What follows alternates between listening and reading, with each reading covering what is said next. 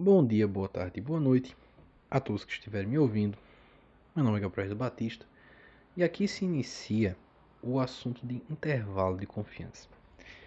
A gente viu na regressão linear, né, que a gente tinha os erros W, a gente tinha os pesos W e ele gerava a média dos erros. E a partir disso a gente podia calcular a média dos erros, comparar o com certo está, tirar a derivada dos erros, enfim, tentar chegar no ponto mínimo e aí então ter um valor. Só que um único valor, né, a média dos erros, tem erros que vão ser acima da média, abaixo da média.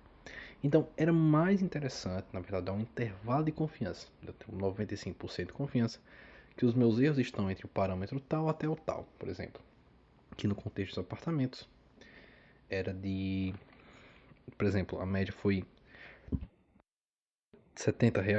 Então poderia ser, na verdade, de que com um intervalo de confiança de 95%, eu dou a você que é 90, é tipo 30, de 30 a R$ 500. É a média. Não é a média dos erros, né? É um intervalo de confiança que eu dou, que são os erros. Então, para qualquer apartamento que eu der, eu tenho 95% de confiança que os erros estarão nessa margem. E bacana. Ok. Como é que a gente constrói um intervalo de confiança, né? Para explicar isso, para chegar nesse raciocínio, eu tenho que passar por diversas áreas da estatística de probabilidade. E para introduzir os conceitos de estatística de probabilidade, há um ótimo exemplo. É um exemplo do quê? De cara ou coroa. Como assim? Vamos lá. Eu tenho uma variável xw, que ela é uma amostragem, e eu preciso converter isso para o mundo real. Como assim? Para valores reais. Vamos supor que é o lançamento de uma moeda. Então eu tenho um cara que eu vou chamar de heads. E eu tenho um coroa que eu vou chamar de tails. É a tradução. E eu preciso colocar isso em um computador. Então, isso aqui precisa ser números. Eu posso, por exemplo, classificar caras como o número 0 e T, que é tails coroas, como o número 1. Então, por exemplo, ao lançar uma moeda, eu poderia dizer o que para você? Que a probabilidade de você tirar só a nomenclatura aqui, de você tirar. Gente, perdoe-me, eu não vou jogar agora, né? Pronto. De eu tirar cara é a mesma probabilidade, é a mesma coisa dizer então a probabilidade de x ser igual a zero. Ou se, e também o mesmo se aplica com coroa, certo? A probabilidade de tirar coroa no lançamento de uma moeda é a mesma coisa da probabilidade de x sendo igual a 1. Então, é o mesmo que eu dizer, caiu o cara. Então x assume o valor de 0, caiu coroa. Então x assume o valor de 1. Certo? Ok. Outro jeito de escrever isso é que quando o x receber o parâmetro h, então é 0, e x recebendo t é 1. X em função de h dá 0, x em função de t dá 1. Ok? Vamos para a próxima parte. Bom, imagine isso em um gráfico agora. Então, você lançou uma moeda. Então, um gráfico cartesiano. E aí, como é que... Vamos colocar aqui as probabilidades. Só um instante.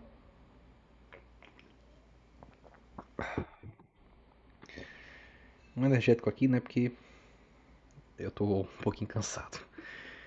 Vamos lá. Então vamos colocar aqui as probabilidades. Ao lançar uma moeda, você vai ter duas probabilidades iguais. Na verdade, por curiosidade, eu não me, é uma curiosidade aqui. Mas se eu não me engano, tirar coroa é mais provável que tirar cara. Ou ao inverso, parece que tirar cara é 51% e coroa é 49%. É uma curiosidade, enfim, pesquise no Google. Curiosidade divertida aqui para descontrair, mas não é o foco. Ao lançar uma moeda só tem duas possibilidades possíveis igualmente prováveis. Então tem 50% de chance de ser cara e 50% de chance de ser coroa. Então, por exemplo, aqui vou marcar com uma probabilidade. Aqui é de ser 0, ou seja, de ser H. E aqui de ser 1, ou seja, de ser T. Ou seja, a probabilidade de ser cara ou coroa, as duas têm a mesma probabilidade de 50%. E, ok, como é o cálculo disso daqui, né? Como é que a gente escreve o cálculo disso? Bom, o cálculo disso aqui foi proposto por Bernoulli da seguinte forma, que vamos trazer à tona novamente o lambda. E lambda agora representa a nossa probabilidade de 0,5. Só que a probabilidade de quem exatamente? Vamos considerar T como nosso sucesso, certo? Ou seja, você aí que está me ouvindo, se você tirar a cara, você ganha. Se eu tirar a coroa, quem ganha sou eu. E aí, para eu vencer, eu preciso tirar a coroa. Qual é a probabilidade de eu tirar a coroa? 0,5. Então, o meu lambda é 0,5. E o meu lambda, ele está em função de quem? De eu tirar coroa, ou seja, a probabilidade de x assumir o valor de 1. Eu escrevi aqui errado. A probabilidade de x assumir o valor de 1. E a fórmula de Bernoulli é o seguinte, a fórmula de a variável x segue a distribuição de Bernoulli, a fórmula de Bernoulli, que está em função do parâmetro lambda. E aí, como é que funciona a fórmula de Bernoulli? No lançamento da moeda, 50% de chance de ser cara ou ser coroa. E o único lançamento, a fórmula que justifica isso, é a seguinte. Lambda elevado a x multiplicado por 1 menos lambda, isso elevado a 1 menos x. E aí, o que é que essa fórmula aqui representa? Veja, a fórmula de Bernoulli, essa fórmula aqui, ela só funciona para um evento com duas possibilidades. Ou seja, se é só 0 ou 1, se é só cara ou coroa, ou é cara ou é coroa. Você aí de casa podia brincar, dizendo que a moeda podia ficar em pé. Mas, por favor, não vamos considerar esse cenário aqui, ok? Então, você tem a probabilidade de sucesso, que é o lambda, e você tem justamente a probabilidade de não sucesso. Porque, por exemplo, se o seu sucesso fosse de 20%, então seu não sucesso é de 1 menos 20%, logo 80%. Então, dito isto, como é que funciona a fórmula de Bernoulli? O número que está aqui, esse expoente, ele funciona como um interruptor. Como assim? Se você quiser calcular a probabilidade em função do sucesso ser coroa, então, por exemplo, o x aqui de cima, ele assume o valor de 1. Por que é coroa? Não, porque você está assumindo o valor que será sucesso. Então, x é um interruptor. Se ele for sucesso, é 1. Se for fracasso, ele é 0. Certo? Ok. Então, vamos expandir isso daqui, certo? Então, por exemplo, se eu quisesse calcular a probabilidade de tirar a coroa, bastaria então fazer o quê? 0,5, a chance de ter coroa, elevado a 1, isto multiplicado por 1 menos 0,5, que daria 0,5 também, só que elevado a 1 menos 1. Percebe que 1 menos 1 daria 0? E qualquer número elevado a 0 é 1? Por curiosidade, eu explico isso em um vídeo de análise de algoritmos. Eu não esqueça essa informação. Não vale a pena. Não vale a pena. Apenas aceite. Você é muito bem-vindo, claro, para pesquisar. Mas qualquer número elevado a 0, com exceção do 0, é igual a 1. Certo? Então, você teria que isso aqui seria a mesma coisa que 0,5 vezes 1, portanto, 0,5. Então, a forma de Bernoulli iria justificar que, ao jogar coroa, eu teria 0,5. E se eu quisesse saber a função, ou seja, em função não mais agora de eu saber se eu vou tirar coroa, mas sim a chance de eu perder. Ou seja, esse valor aqui seria 0 e esse aqui seria 1 menos 0. Percebe? Ele funciona como um interruptor, esse x aqui. Ok. E a gente tem essa forma de Bernoulli. E para continuar a minha justificativa, prometo que é um significado. Tudo isso aqui porque estava falando de derivada, de erro. Do nada veio para esse assunto aqui, lançamento de moeda. O que é que uma coisa tem a ver com a outra, né? Vai entrar agora. Eu joguei uma moeda uma única vez e eu só tenho um cara ou coroa.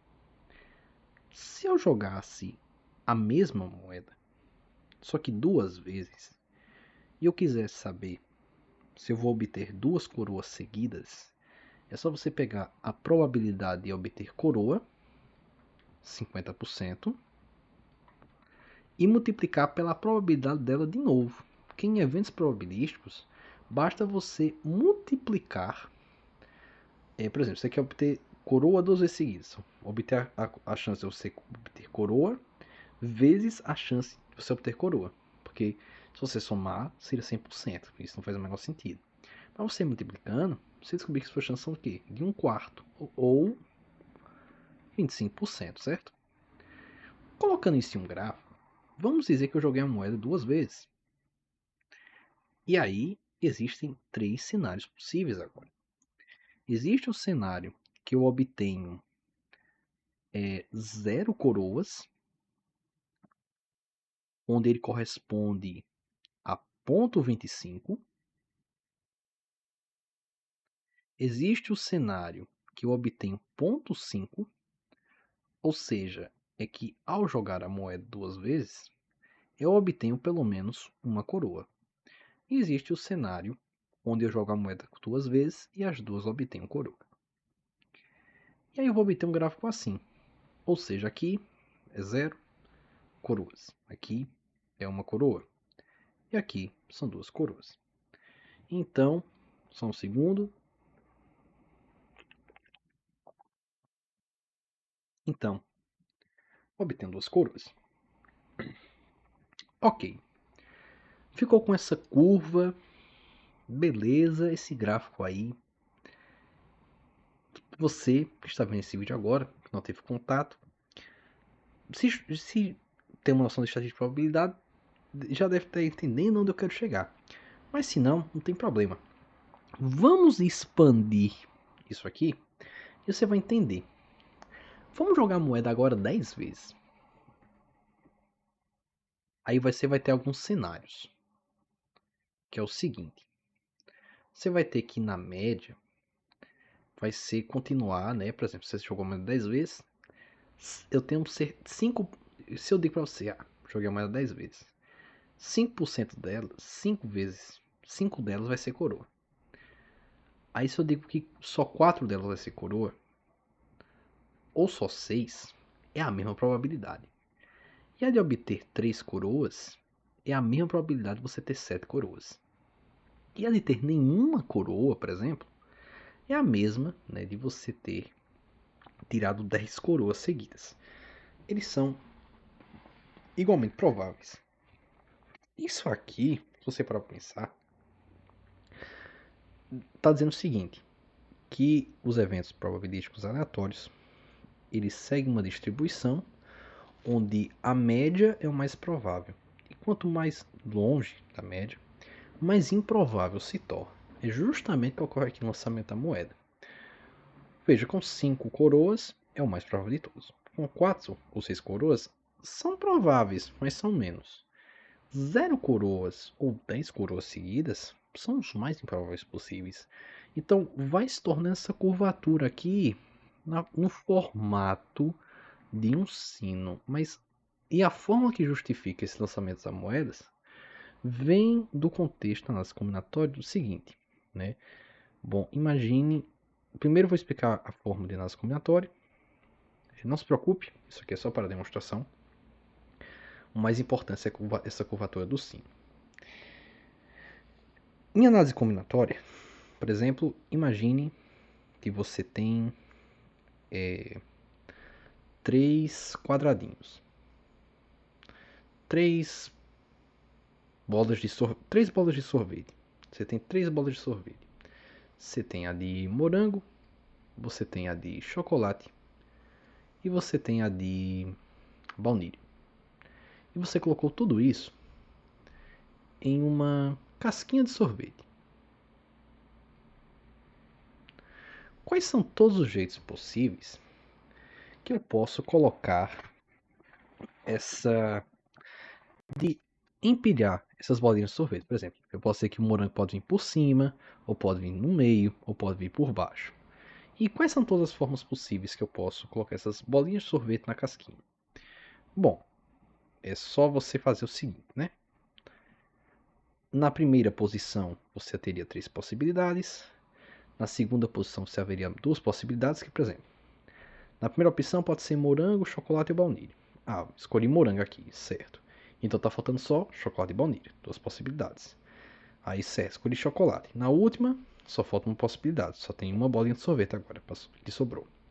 Então, 3 vezes 2 vezes 1, isso aqui daria 6. Isso aqui também é a mesma representação de 3 fatorial. Então, eu estou dizendo o que para você? Que há 6 formas de você ordenar essas bolinhas e ter combinações, certo? Agora, o que é que essa fórmula aqui indica? Essa fórmula indica o seguinte.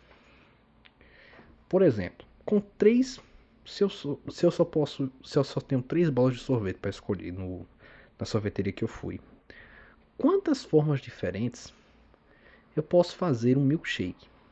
Porque um milkshake é só pegar as 3 bolas de sorvete, botar no liquidificador, botar o leite, talvez açúcar, e ligar. E não importa, né? Se você colocou primeiro morango ou chocolate ou baunilha. Não importa a ordem. Percebe que o sabor vai ser o mesmo. Porque o liquidificador, ele vai bater tudo e ele vai lhe dar um único sabor, certo? O sabor vai ser igual. Então, por exemplo, nesse cenário, onde você tem 3 sabores e você quer uma combinação que use esses 3 sabores, você teria o quê? Quantas combinações distintas, quantos sabores distintos de milkshake você poderia ter com essas 3 bolas de sorvete? Então você teria o quê? 3 fatorial dividido por 3 fatorial multiplicado por 3 menos 3 fatorial. 3 menos 3 é 0. Só que 0 fatorial, na verdade, é 1. Eu não vou entrar na explicação do porquê. Você pode pesquisar, você é muito mais que bem-vindo. Mas só vou dizer aqui que 0 fatorial é 1, ok? Então ficaria 3 fatorial dividido por 3 fatorial e estaria 1. Ou seja, só teria uma única forma, só teria um único sabor milkshake possível que você poderia fazer, dado que você só tem 3 sabores e tem que usar os 3. Mas e se você tivesse só, por exemplo, você tem esses mesmos 3 sabores, mas no seu milkshake você só pode usar 2 desses sabores? Quantos sabores distintos você poderia ter, né? Então você teria 3 fatorial dividido por 2 fatorial multiplicado por 3 menos 2 fatorial. Isso aqui dá 1, né? Ou seja, 1 fatorial multiplicado por 2 fatorial, que daria 2 fatorial, né? E aí você teria 3 fatorial dividido por 2 fatorial. Isso aqui dá 3. Porque 3 vezes 2 vezes 1, dividido por 2 vezes 1, dá apenas 3. Então, no que é que isso implica? É que, ou seja, nesse contexto dos milkshakes, você tem 3 sabores na sorveteria. Você só pode escolher 2. Quantos sabores distintos de milkshake você pode fazer? 2. Tá, entendi. Mas o que é que isso aí tem a ver com cara ou coroa, com sino, com estatística de probabilidade? É que a fórmula, gente, que justifica esses lançamentos é justamente a seguinte: nx e a fórmula de Bernoulli, que ficaria da seguinte forma.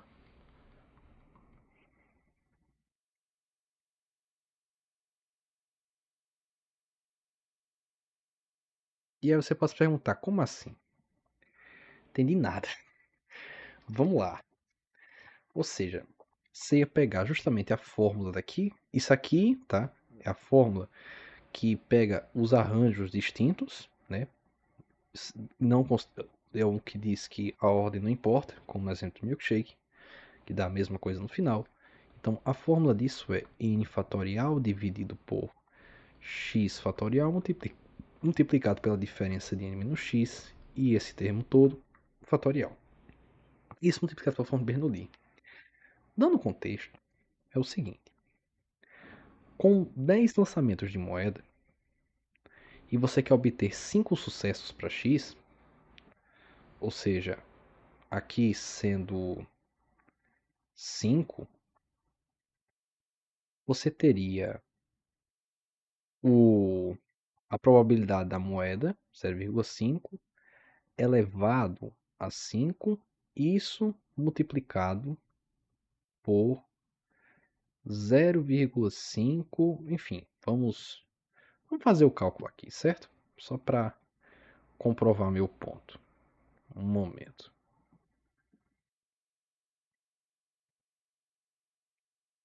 Ele daria o seguinte: 0,5 elevado a 0,5. O que é que ocorrer aqui então?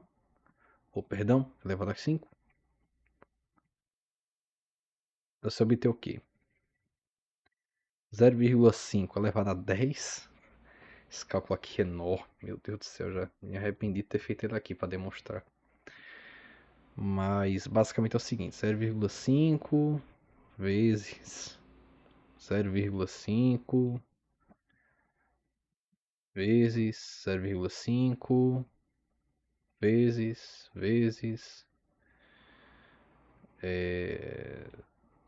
vai dar um valor enorme aí. Acho que para aqui, não sei, enfim. O ponto não era mostrar o cálculo, não. Tipo, o ponto não era chegar nesse. O ponto era só evidenciar que com 10 lançamentos de moeda e aplicando essa fórmula, ou seja, você ficar com o quê? Com 10 fatorial. É que eu também fui infeliz, né? Olha o exemplo que eu escolhi. Aí, com N. Vamos para um exemplo mais fácil aqui. Vamos para esse aqui, ó. Que é bem melhor. Ou seja, ficaria o quê? 2 fatorial dividido por obter uma única moeda, certo? 1 fatorial multiplicado por 2 menos 1, isso fatorial. Ou seja, ficaria apenas 2 aqui em cima. E isso multiplicado por quem? Por 0,5 elevado a 1 vezes 0,5 também elevado a 1. E aí, olha só o que é que ia ocorrer aqui, né? Seria obter 0,5 vezes 0,5, que dá 0,25, isso multiplicado por 2, que dá 0,5, justamente os 50%. Ou seja, nesse exemplo aqui, o que é que ocorreu? Eu disse que x era um interruptor, certo? Na fórmula de Bernoulli. Quando eu uso a fórmula de Bernoulli dessa forma, então o x na verdade ele não é só interruptor, né? Ele não é só 1 ou 0. Ele é a quantidade de sucesso que você deseja obter. E nesse contexto, por exemplo, com duas moedas, você percebe que dois lançamentos da mesma moeda, você obteria 50% para essa probabilidade e para qualquer outra obteria 25%. E estendendo isso para 10 moedas, você tem um gráfico dessa forma. E isso tendendo ao infinito ia ser justamente essa curvatura do sino.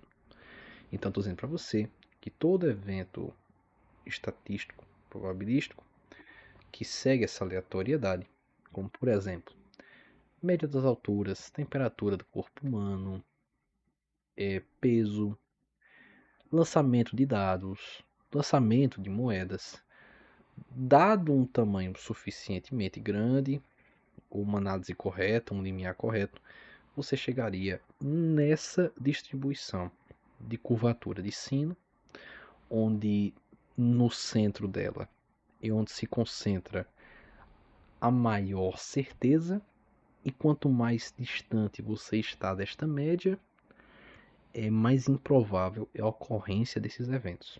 Então, quanto mais distante, no exemplo da moeda, mais improvável é de ocorrer. Por exemplo, jogar 10 moedas e as 10 serem coroas, ou as 10 não serem, só serem cara, possível, muito improvável isso acontecer. Ninguém tem tanta sorte, ou ninguém tem tanto azar assim.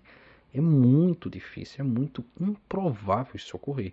Agora, em 10 lançamentos de moeda, você obter 5 coroas, é o esperado. Com essa explicação na próxima aula, a gente vai entender então por que isso aqui é importante e a fórmula matemática que justifica esse gráfico. E aí, eu volto daqui a pouco.